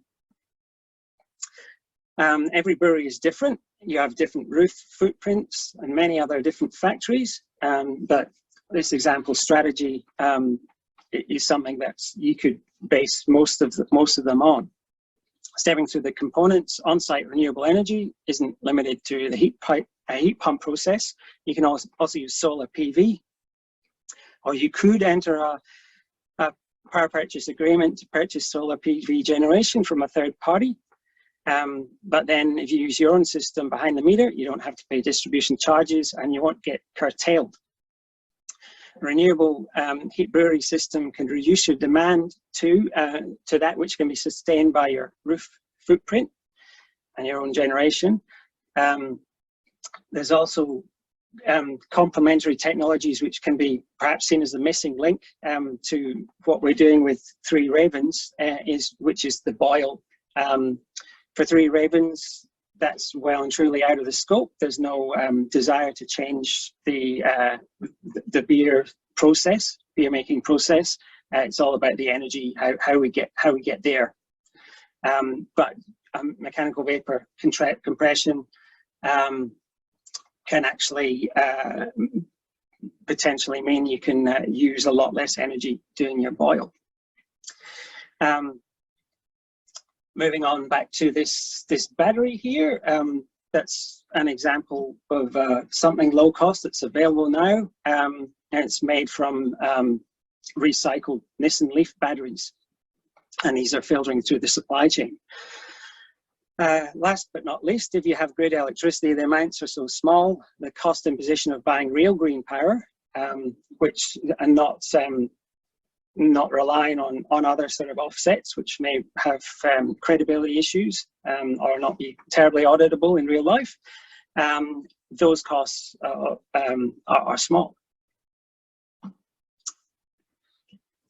Okay, so just looking at the financial viability of the project, we found that making a whole big efficient ecosystem with a chiller heat pump at its heart make the economics better. This is partly due to the economies of scale from upsizing the plant. Both the gas cooler and the heat pump itself is the same size for 18 kilowatt and for 45 kilowatts. Also, the more efficient delivery of energy services that a consolidated system can offer. We've scaled it up a little bit based on quotes that we did get for some of that plant, and assuming a similar ratio of space heating services required, and a bit more amortization of the engineering work also helps keep the cost down. So as you see, it's a third of the cost for the actual plant. So we're getting to those sort of paybacks that Jarrod was talking about, maybe 4 or 5 years. And again, for the Three Ravens pilot project, we're sort of 6.5 years, but there are some subsidies along with that. So yeah, so basically, coming close to the end of my 10 minutes, but I'd like to just summarize a little bit. Definitely, the larger you are, the better, within reason, but this is definitely viable for a sort of small to mid-sized brewery. Just hopping back to this one, what Three Ravens is technically smaller than a sort of standard small brewery. But yeah, if you're 1 megaliter a year, this would be a little bit more viable again. And if you're sort of getting to your sort of medium size, 2 megaliters, you might have a 50 hec brew house. Then yeah, it's very much business as usual. Be quite easy to financially get over the line, as long as it is well integrated. Yeah, depending on the application and the temperatures required, ammonia could potentially be used. Yeah, just not 90 degrees, I don't think. But yeah, this will work for other, just as Andrew was saying as well, other areas. When you're bottling spirits, you've got to heat the bottles up, you've got to clean them at 70-degree water, and then you've got to cool down the spirit to chill filter at 2 degrees, and heat it up again, basically. Soft drinks, very similar. Dairy, there's lots of processes involved with dairy, which can take advantage of these technologies. It's even not that hard to move temperature around different parts of a plant by simply moving the liquid around.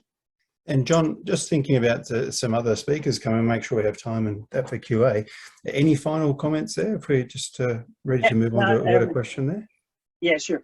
Yeah, we're trying to make a repeatable process, which can make a big impact to the industry and to other industries. So we love Three Ravens, but we don't just want to do this as a sort of one-off at Three Ravens.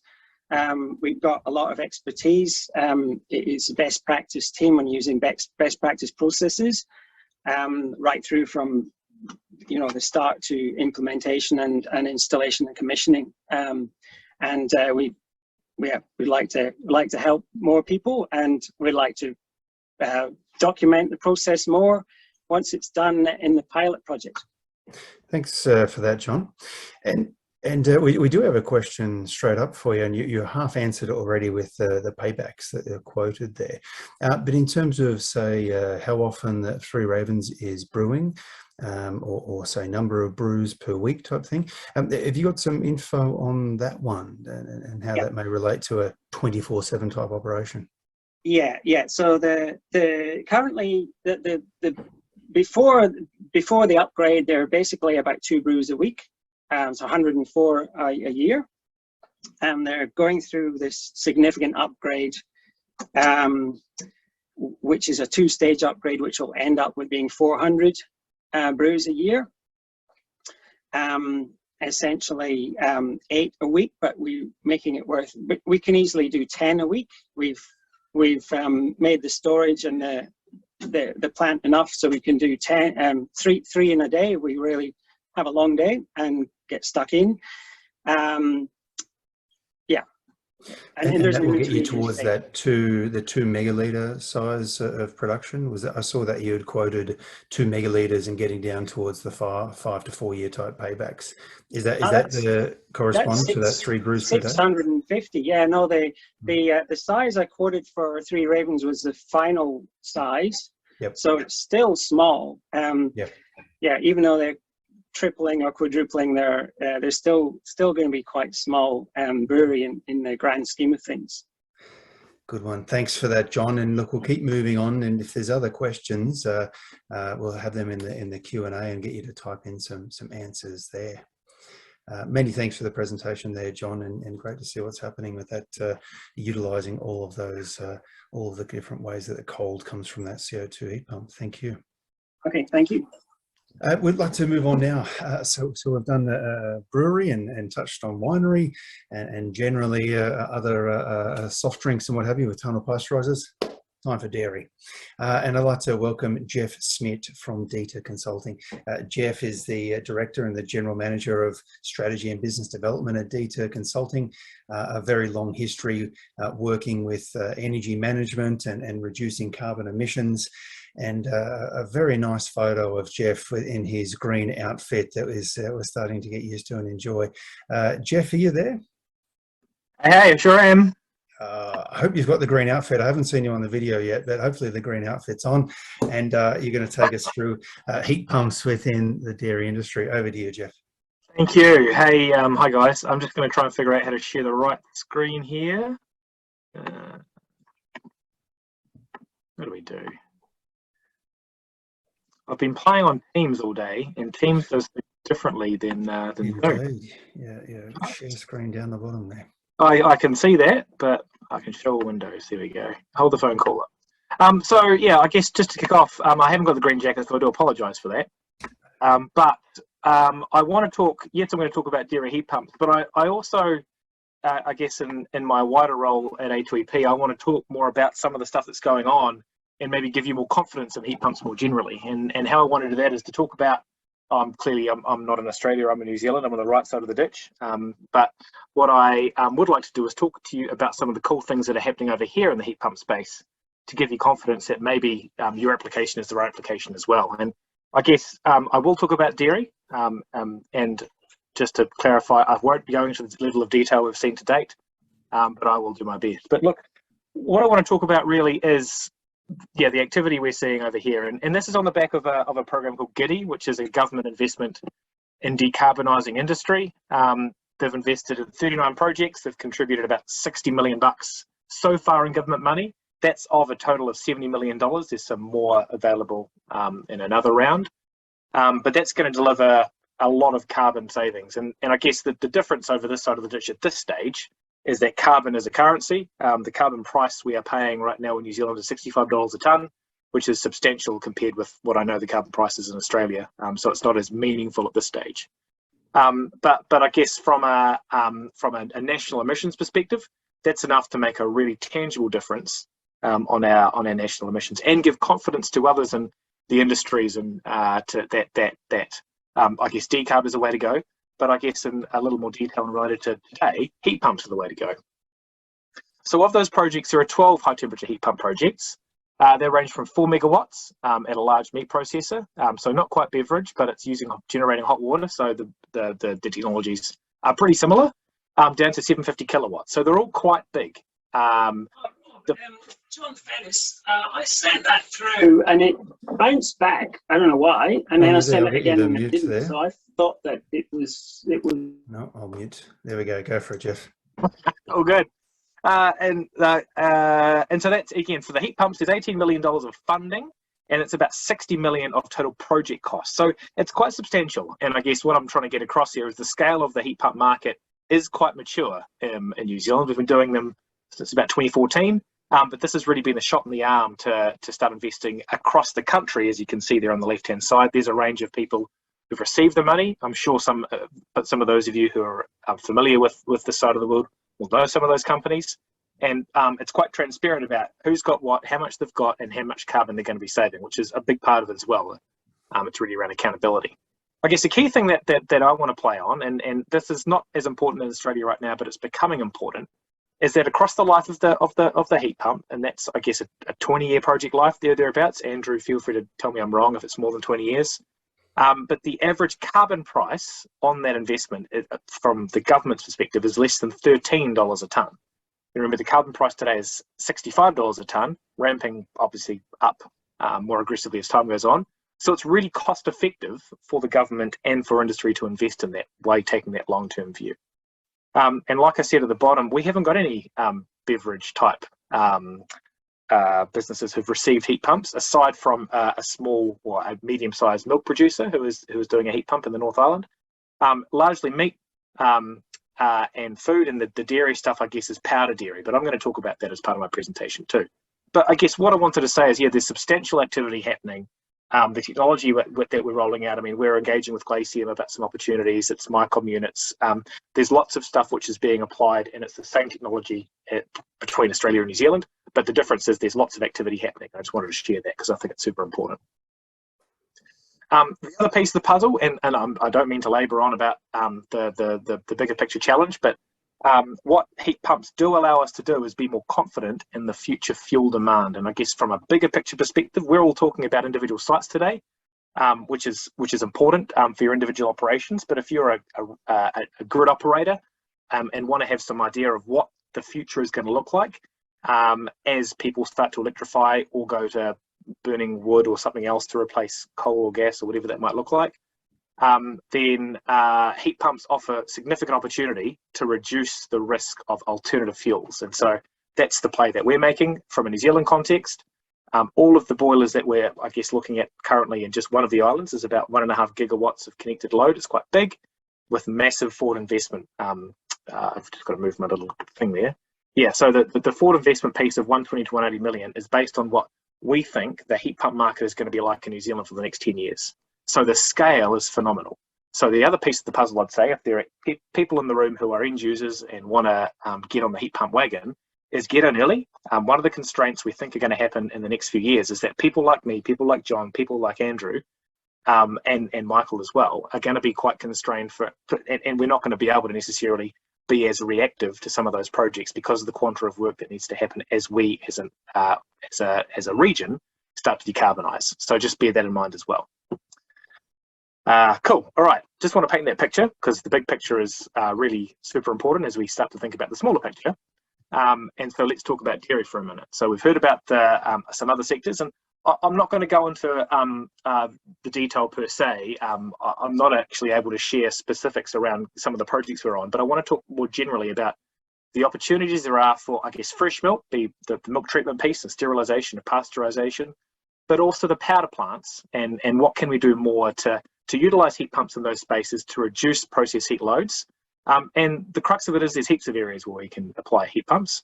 Simplistically, hot water, there's a lot of hot water consumption around both fresh milk and powder plants. So CIP is one area. So we need CIP at about 60 degrees to keep the I guess, get rid of the sugars when we do our wash downs. And the kitchens are generally held at that temperature and boosted a little bit as they're sent out to site. Potential around milk treatment, we've already heard about the CO2 heat pumps and the fact they can deliver temperature up to 90 degrees. Sterilisation on most of these sites is between 82 and 86. So we can achieve those temperatures. The challenge becomes around storage and how we store at that temperature before utilising it at use. And the other piece I want to talk about, and I'll show some schematics, is really around that air heater piece. So I'll give you a few schematics of an air heater pre-powder dryer shortly.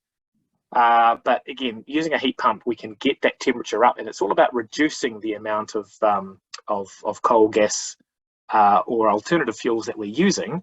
Because what that means is that if we can put as much of that load on the heat pump as we can, it means we're going to have a much smaller, significant, I guess, steam generation plant if we're going to continue the process as it currently stands. And the last piece I want to talk about is how can we use heat pumps to optimize thermal demand across that site. So using the air heater example and HVAC as an example, especially during shutdowns, a large boiler plant are used to operate small loads. So how can we take those small loads off and make that plant more efficient at those small times of the year? Examples I'm going to pull from today, we talked about decarbonisation roadmaps. These are all from decarb roadmaps that we've done across the dairy sector. We've done about 6 of them now. And so I just want to pull a few examples of what things sort of look like. So here's a general schematic of a CIP kitchen. You've got some acid storage and some caustic storage. This is quite similar to any other CIP kitchen you'll see across different industries. So hopefully this is relevant enough for those of you who aren't in the dairy space. But again, reasonably simple. The water is introduced there at a particular temperature, heated up generally at source, and then if you can see my mouse, it's sort of boosted as it leaves to the site and heads out to wherever the CIP is used. A couple of locations where heat pumps can be utilised. First thing is obviously heating that water up. And so there's a bit of optimization that we can do around getting that temperature right. How hard can we push that? How high can we push that to minimise the amount of boost we need to do before it heads out to site? So increasing that storage temperature, getting that above 60 degrees. So when it gets to the use, it's at 60, will mean we don't have to do that boost up with steam. 60 degrees is right in the realm of where we should be using heat pumps. So ideal. I guess the other piece on the CIP kitchen is there's a lot of water recovery to be done. There's obviously water that we're throwing away, and so there's ways that we can recover some of the temperature of that water and use that as the cold side of our heat pump. But yeah, the other piece is how can we recover some of that water and minimise that water use piece. So I guess 2 parts to CIP optimization. One part is water reduction, the other part is switch the rest to heat pump. So one key area and one simple area to start integrating into sites. Okay, another schematic. I'm going to talk milk treatment for a moment. So essentially milk treatment, for those of you who don't know, is when we take raw milk and we pasteurize it, we heat it up quite quickly, and then we cool it back down again. And generally there's a heat recovery process that's done between the cold milk and the hot milk, so that you're already doing a bit of that preheating. But I guess the challenge really is around the high temperature. With this case, it's steam. We need to get the milk at this stage to 74 degrees to pasteurize the milk appropriately for a period of time. And that can be quite challenging given the speed we have to heat it up to, and that's where I guess the steam has traditionally been the avenue for that. Again, I'm not sure if we can get all of the heat provided by heat pumps here, but we can certainly get a significant portion of that. And the other piece, which is really interesting, is throughout the process, we've already got a hot side for which to utilize our heat pump. So we've tried to do some cooling on one side. We can utilize that to provide heating on the other side. So part of what we're trying to do here is utilize other parts of the process, and the heat pump can collect or distribute heat across that process. One example we're working on over here, the heat pump is providing about 90% of that heat, but we do need steam for that last little portion. And that's really down to the timing piece and the heat exchanger capacity. We need obviously a larger heat exchanger to transfer that heat across. And because we haven't got the significant temperature difference across the heat exchanger, it means we struggle to get that last little peaking part. But we can actually get the vast majority of it. And again, this is about how much can we get out of the heat pump, I guess, on that dairy side. I talked air heaters before, so I'm just zoomed into a schematic. I'm sorry I couldn't find a better one. But simplistically, a dryer, which is, I guess, a spray dryer. It's a big fat drum, which is several stories tall, and they spray milk in the top. And there's air which gets introduced. The air is introduced at about 220 degrees. So it's quite hot, and certainly we cannot do that with heat pumps. Even those fantastic piston ones that we talked about a few years ago, they'll get nowhere near that that load. So there's always going to be a need for steam. But there's a couple of points where we can do more with heat pumps. So one of the areas is, again, we talk about heat recovery. There's a condensate return loop here, and the condensate return will boost the air up to about sort of 40, 50 degrees, but the heat pump can boost it up to about 90. And that difference in sort of 40 to 50 degrees is enough to take the load back off that boiler. So so in terms of the air heater, and I guess, again, it's all about how much can we take off that central plant, so that when we look to switch that central plant one day, it's going to be much smaller than we need. So again, easy location to do that. We're currently installing one of these on a dairy plant over here. What it's going to do is reduce the boiler capacity by 20%, and that means they can come down a frame size in the boiler size that they were going to have to purchase. So reasonably significant if you would approach it as a project as a whole. So it's not a huge step, but it's enough of a step to reduce capital cost elsewhere. Cool. All right. Last little bit, like I said earlier on, I'm pretty quick here, Jarrod, because I know you're running late. Right, so often during shutdowns, and this is the case for most industries, the main plant gets shut down, but other stuff still has to operate. So when these awesome dairy designers build dairy plants these days, they typically run, say, HVAC all off the central plant. And so it's easy to run steam lines to run heating and chiller lines to run cooling all at the same time, which means you have to run your massive big boiler and your massive big plant just to run a small HVAC area. We've just finished an energy audit at a dairy site, and so by investing in an HVAC unit for 2 months a year, it's going to have a 2-year payback. So again, getting those efficiencies right is really, really easy, and it's about taking off that load from the major plant as much as possible. So the typical return is very good. That might be one bad example or a good example, but again, really, really good and interesting opportunities there. And the other thing we're looking at is hot water ring mains. So I've talked about the CIP system, and yeah, you can have a heat pump directly for that. But there's so many other opportunities to recover heat to utilize heat across the site that probably don't make sense to have individual units for. We're currently doing a project with a ring main. The ring main itself is going to cost a hell of a lot of money to put in, as you'll appreciate. The site's big. But what it allows them to do is over time tap in more uses and reduce that overall load. So the significant investment they make up front is paid back over a period of time, and that's where I guess the approach to a long-term strategy is really, really important, rather than addressing each of these as an individual project. That's kind of me. I rushed through that because, Jarrod, I know you're running out of time, but I hope that's useful. More than happy to answer any questions if I can. Jeff, absolutely useful. Thank you so much for that. So some really good takeaways for that. It's great to see how quickly that subsidy, that GIDI or GIDI program took off there in New Zealand. It only started, I understand, like in April this year, the first round of grants, another round in August. So it really has taken off quickly. And I guess we'll start seeing some operational results from that in the next 6 months or so. Hopefully. There's orders being placed for units. The challenge is, like everyone is seeing, is actually getting them on the ground. Yep. So let's see how that goes.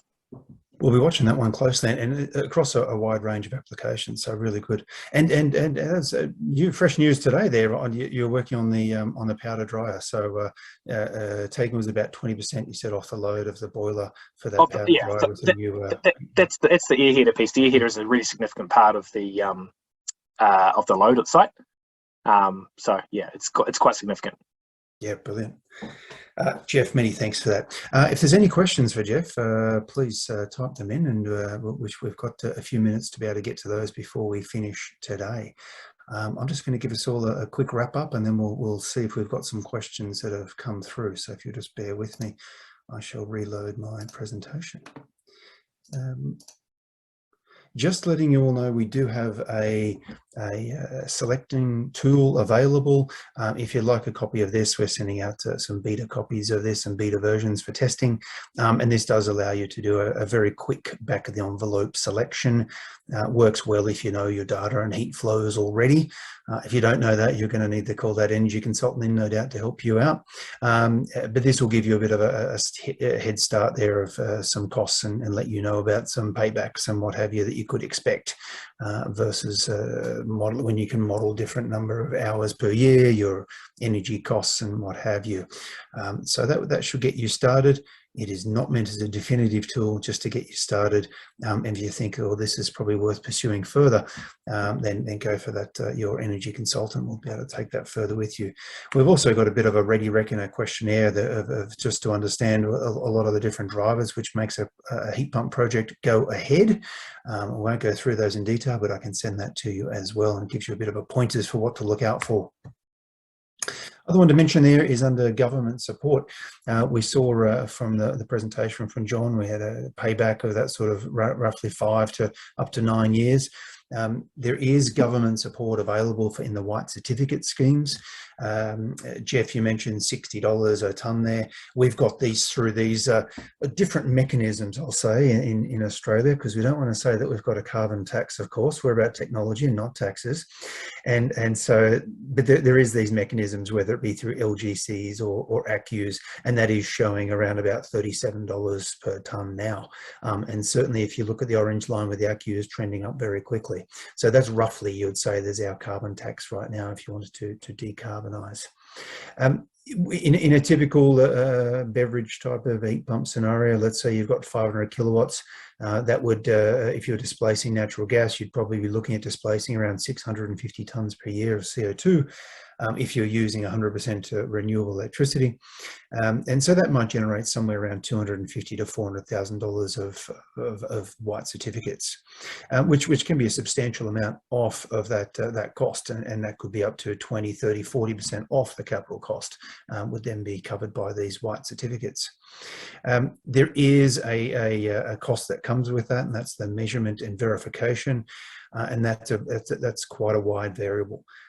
From some investigations we've done, it could be as low as $20,000 or $30,000 out of that $250 that you'll get, but it could also be well over $70,000 to $80,000 if there's a lot of data that needs to be put together, if there's a lot of modelling that needs to be done, and a lot of negotiating with those white certificate schemes to get this over the line as well.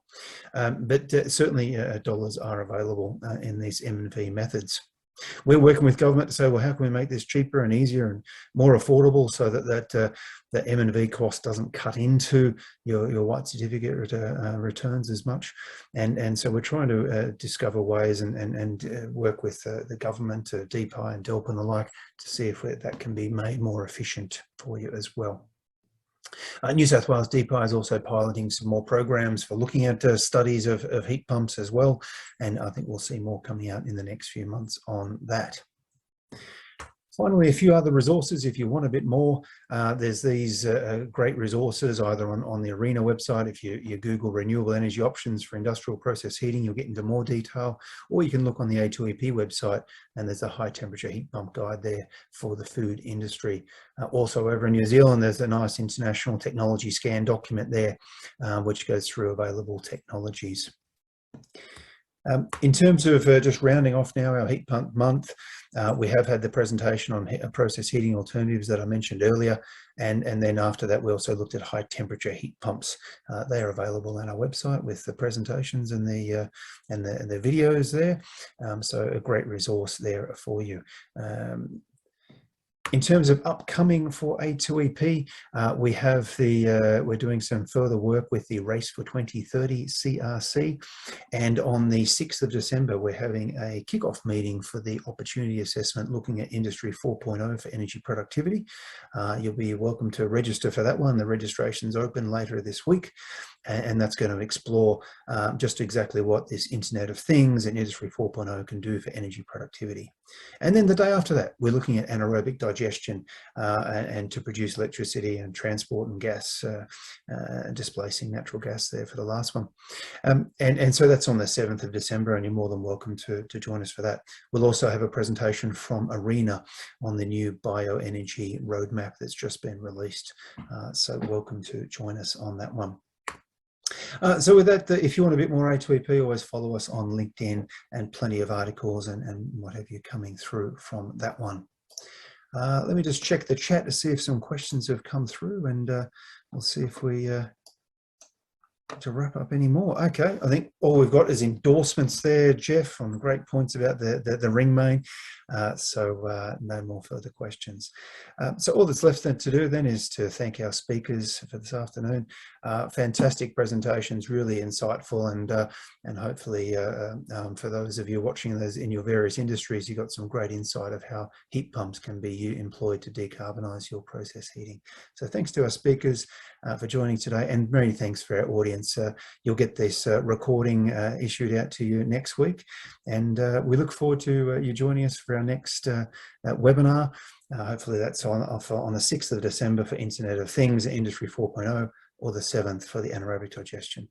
Otherwise, thank you all, and hope you enjoy the rest of the afternoon.